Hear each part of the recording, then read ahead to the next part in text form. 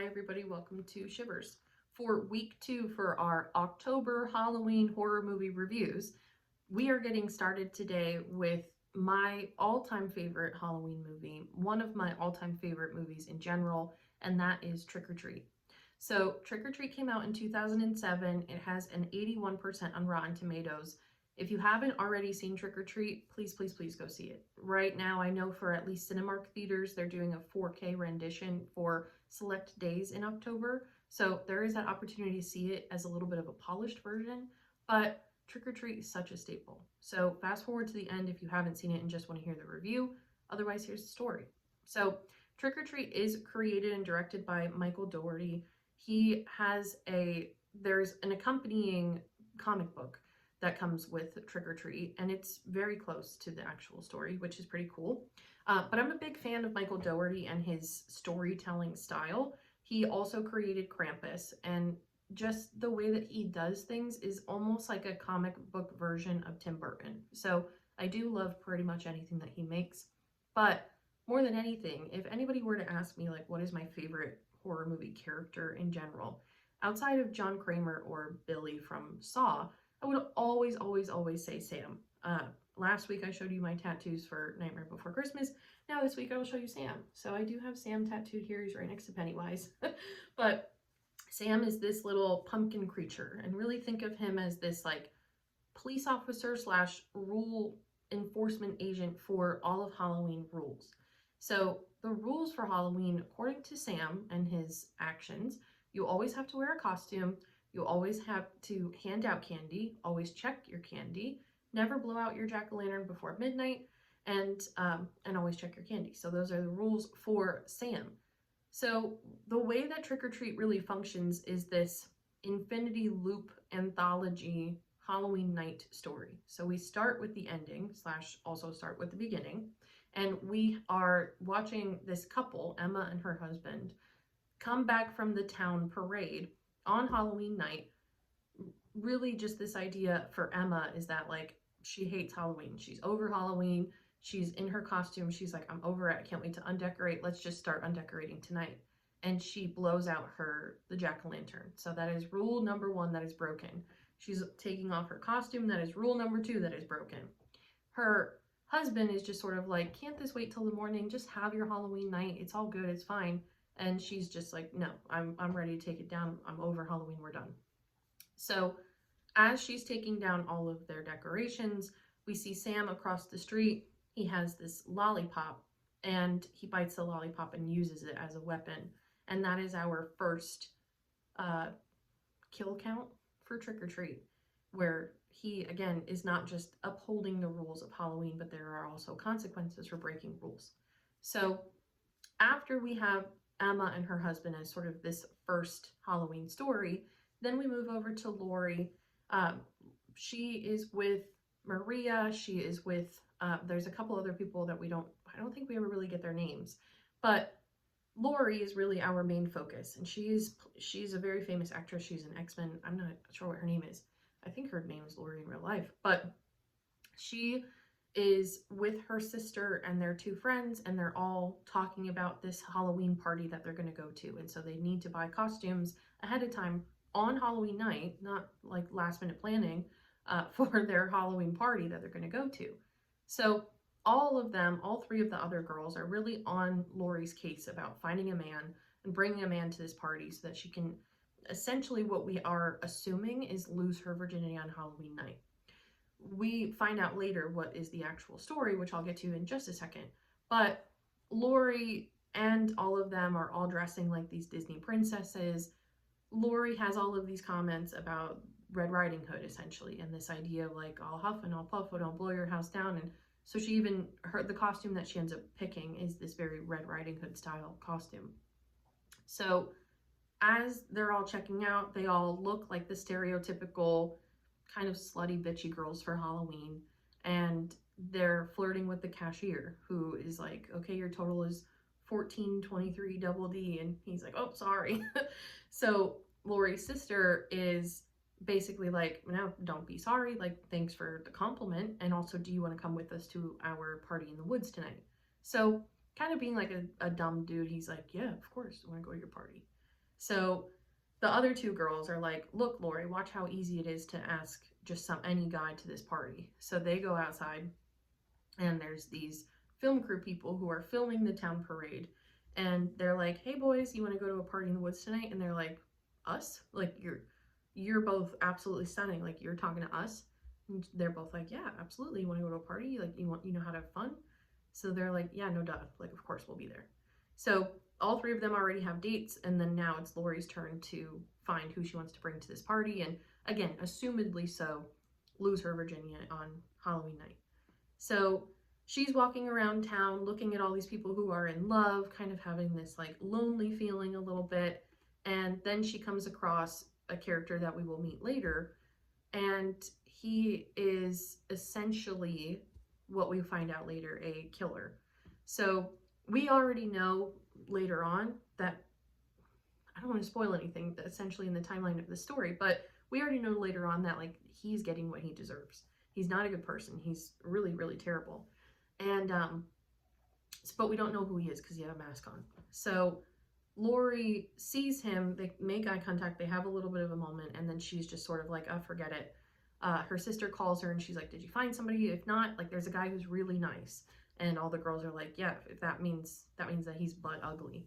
So they go to this party in the woods, and this butt ugly guy is there waiting for Lori.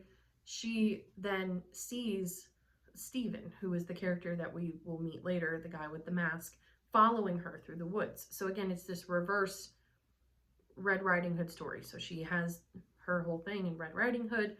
Here is now the big bad wolf that is following to her to this middle of the woods party for Halloween night. And then we get the role reversal, and we find out that it's not about her losing her virginity. It is about her becoming a werewolf for the first time. And so all of these hot girls are all werewolves, and that are essentially like bringing all these stupid boys to this party to eat them, destroy them, basically just completely wreak havoc on all of them on Halloween night. So that's that second story. And Sam is now lingering in the background of this almost karmic cycle specifically for Steven. So then we get a jump back, and now we learn about Steven. So Steven is the principal of a high school, and he has a child named Billy. Billy is this just sort of really annoying weirdo kid. And again, for those of you who've listened to my reviews before, I hate children. I often feel like Anthony Jeselnik for any of my comedy fans out there. But I really do think that children make or break horror movies in particular. Anyway, so Billy is this super annoying child. Steven is a single father. We never know what happened to his wife or Billy's mother. We can only make assumptions. And on Halloween night, there is this kid, I guess you can call him Fat Charlie, but his name is Charlie. And he's just knocking down pumpkins as he's walking down the street and stealing candy. And even Steven has this bowl on his porch, and it's like, please take one. And Charlie takes the bowl and dumps the whole thing in his pillowcase in his bag. And Steven sees him. And so he's like, oh, Charlie, like, you got enough candy there? Basically, fat boy. Basically, Augustus Gloop. And Charlie is like, oh, I'm sorry, like, I'll put it back. And he's like, no, I want you to eat all that candy right now while you're here. So they sit on the porch, and Steven starts to talk about Halloween and the traditions of Halloween. And he's like, you know, one really important thing that you got to do is you always got to check your candy. And at that moment, then Charlie just starts throwing up blood all down the steps, and we see that there are razor blades in the candy. So it's this very incredibly overly dramatic moment, but it's all with that idea in mind that, again, Steven is really truly a killer. So he takes Charlie inside, he puts him in the basement, he comes back out and he's covered in blood, and kids ring the doorbell, and then they just think that it's a Halloween costume. So that leads into the fear that a lot of people have on Halloween night and not being taken seriously. And we see that earlier when he locks eyes with Lori. He's just finished basically just killing this girl, and everybody thinks it's just a costume. So in the basement is where he put Charlie, and then Billy is like, I want you to teach me how to cut the eyes and carve the eyes. And we see that it is Charlie's head that is now essentially this pumpkin. So it's this really grotesque moment, but it's all with this idea of like a warped sense of reality. So we then move over because now we already now know the ending of Stephen. He leaves Billy at home and he goes to the party with the wolves in the woods. And the next door neighbor is Mr. Krieg. So he is a bus driver from back in the day, and his story is saved for last, but he's still relevant. So now we get these three kids who went up to Steven's doorstep, who said, "Oh, great costume! Oh, your bloody shirt is really cool. Thanks for the candy. Now we're off." So the main person is Macy. So we have Macy, we have Rhonda, we have Henry, and we have a couple other people. And so these kids, they're teenagers. Macy is sort of conducting this elaborate plan to, I don't know if necessarily the plan is to bully, but the plan is to really focus on like the folklore of the town. I know I'm dragging this out, but Macy then gathers all of these kids together, including Rhonda, and pardon my French, but they call her retard Rhonda. So she has all of these incredibly elaborate jack-o'-lanterns. And so they're like, "Oh, Rhonda the retard has a hobby." And they're like, "No, she's just a savant." So they grab all of these different jack-o'-lanterns, they grab Rhonda, and then they all go down to the quarry. And so the story of the quarry is that the bus driver, Mr. Krieg, used to be a bus driver for all of these special need children. And all of the parents were so fed up with all of these special need kids that they made a deal with the bus driver that on Halloween he would give them all candy and kind of like groom them and make them feel comfortable for the sake of driving this bus off the cliff into the quarry and killing these kids. So again, like a pretty messed up story. This idea is, we find out, true. So Halloween Day, flashbacked, all of these kids with their vintage masks, which are just amazing. The whole bus scene is amazing. We have one of them that is this vampire kid, and he's like, "We're going the wrong way, we're going the wrong way, we're going the wrong way, we're going," like knows what's going on is wrong, and is able to free himself from these shackles. All these kids are sort of shackled into this bus, just, I guess, for safety.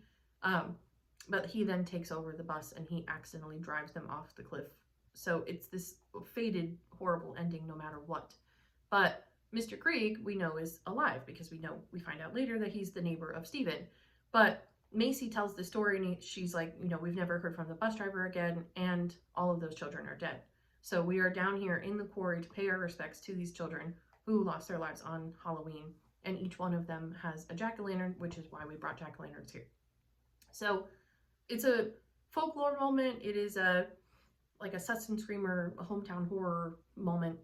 And then we have this giant bullying moment for Rhonda. So Macy and all of those friends stage this like haunted bus scene, all for the sake of scaring Rhonda. And they scare her so badly that all of this stuff that's real starts to happen in the quarry, and all of these ghosts of the actual children who have died now come out of the quarry and are kind of like snatching all of the kids, and they're like, "Rhonda, this is real, please, like you gotta believe us at this point." So it's a boy who cried wolf situation, but Rhonda leaves them there to basically face their karma, the same way as Sam.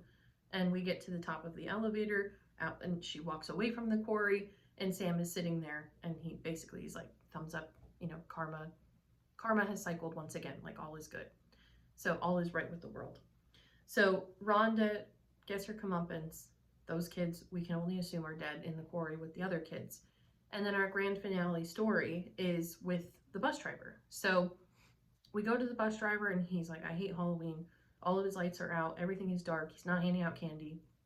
His dog is dressed up in a costume, so kind of like scaring kids away from his property. It's really like the mean old man next door."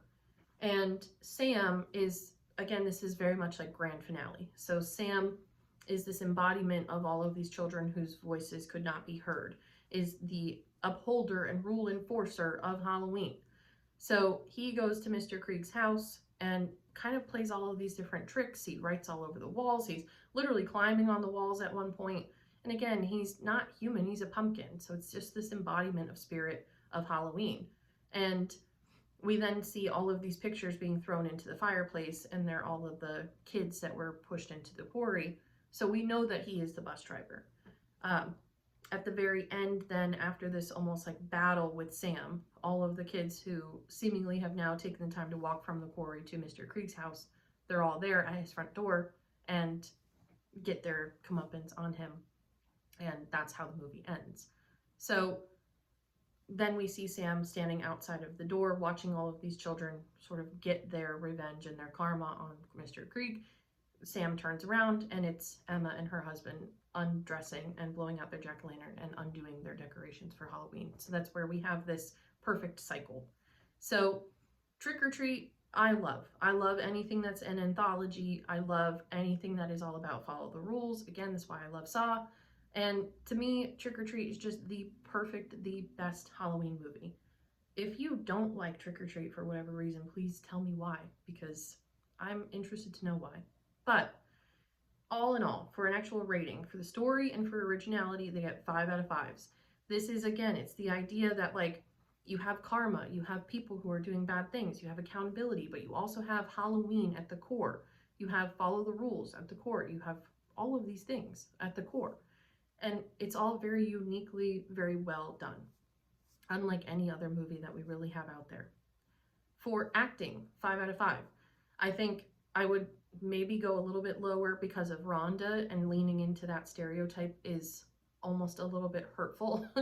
But outside of Rhonda, I think everybody does their job, especially even like the kids, and they're like, this is real. This is not a boy who cried wolf situation. And Rhonda's just sort of like, oh well, who cares?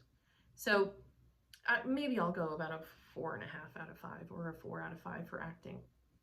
For production, we get a 5 out of 5. It's a very well done movie. It does not feel low budget. It doesn't feel cheap. It doesn't feel like we're stuck in just one location. It's very well done. All of the costumes, especially for Halloween, wonderful. Like I mentioned, for the bus scene of having that vintage feel, it's fantastic. It really is the best. And then for scares, I would give it a 3.5 out of 5. Again, we have the gore that we actually see. We have a lot of the injuries. We have a lot of weapons from Sam. We have a lot of just blood and guts, and we see it on screen. So for that, you get a little bit of a bump up. So we have a 3.5 out of 5. So all in all, that gives Trick or Treat a 4.7 out of 5, which I know is incredibly high. But again, you know, not only is this one of my like favorite Halloween movies, but this is one of my all-time favorite movies. I love Trick or Treat. In case you didn't already get that at this point in time, I love Trick or Treat. So that is our review for movie number 2. Next week, we're going to be talking about, drumroll, Black Phone. So Black Phone 2 comes out next weekend. I'm really excited for Black Phone 2. I really enjoyed Black Phone 1. And yeah, so stick around for that review. Again, October is our busy season. So if you are along the East Coast, if you want to join any events virtual, you can find everything through @Shivers Haunted. All of our events are posted on Meetup, so go see our Meetup. Please like, share, subscribe, do all of the things that everybody always asks you to do, and have a wonderful, wonderful October Halloween season. I'll see you all next week.